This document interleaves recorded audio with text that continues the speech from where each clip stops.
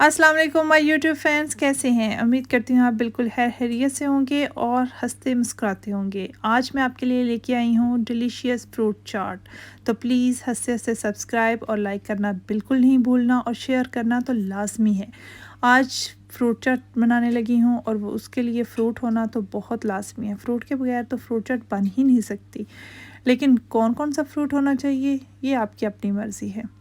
मैं ले रही हूँ बनाना, एप्पल, मेलन, स्ट्रॉबेरी और पाइनएप्पल एंड उसके अलावा ले रही हूँ ग्रेप्स। आपकी जो मर्ज़ी है आप फ्रूट यूज़ कर सकते हैं अपनी फैमिली के हिसाब से। जितनी आपने फ्रूट चाट बनानी है आप उसके हिसाब से फ्रूट लें और वो बनाएं। मैं ये बनाना ले रही हूँ, 5 अदद हैं और जो एप्पल हैं वो 3 हैं। बनाना जो मेलन है वो मैंने हाफ़ लिया है। ग्रेप्स अपने हिसाब से ले लें। स्ट्रॉबेरीज़ 4-5 वो भी ले लें। सारे फ्रूट को मिक्स अप कर देना है, मिक्स अप आपस में उसे मिक्स कर देना है।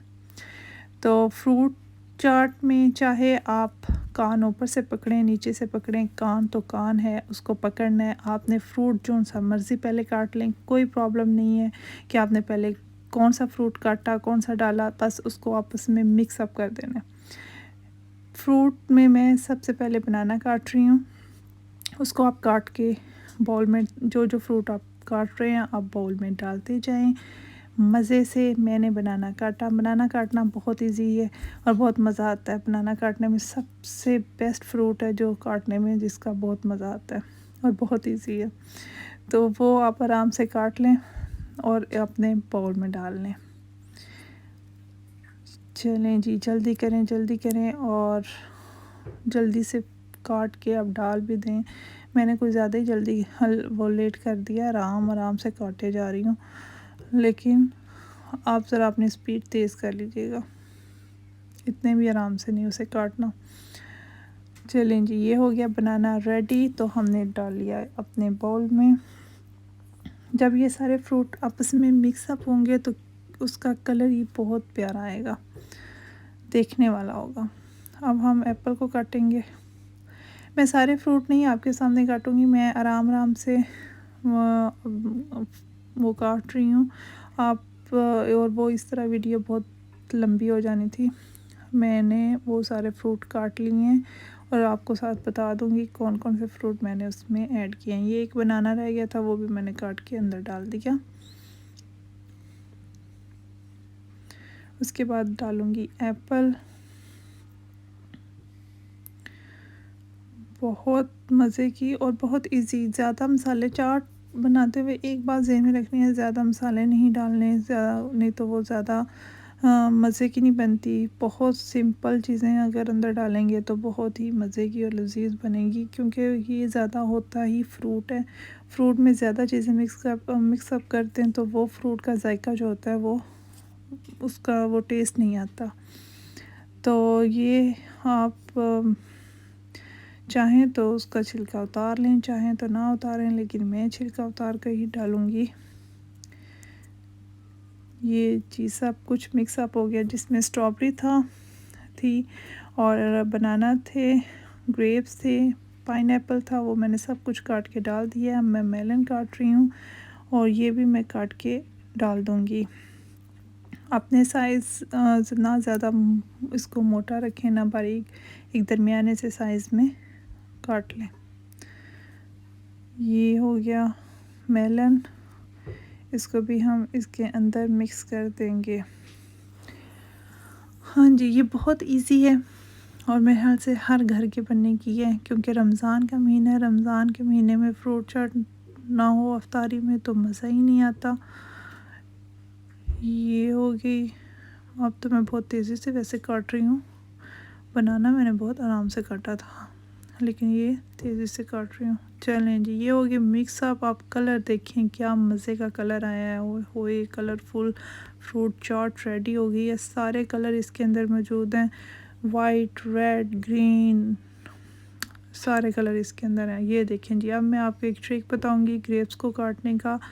बहुत इजी है। आप बजाय कि एक एक ग्रेप को पकड़ें और काटें, प्लेट के नीचे रखें जितने आपके इजीली आते हैं ग्रेप्स, پلیٹ کے نیچے رکھ کر اس میں سے نیچے سے چھری سے اسے کاٹ دیں۔ یہ دیکھیں کیا خوبصورت، آرام سے 1 سیکنڈ میں کٹ کے، یہ میں نے آپ کو کاٹتے ہوئے بتایا ہے کہ تاکہ آپ کو سمجھ آ سکے، نہیں تو میں پہلے گریپس ڈال چکی ہوں۔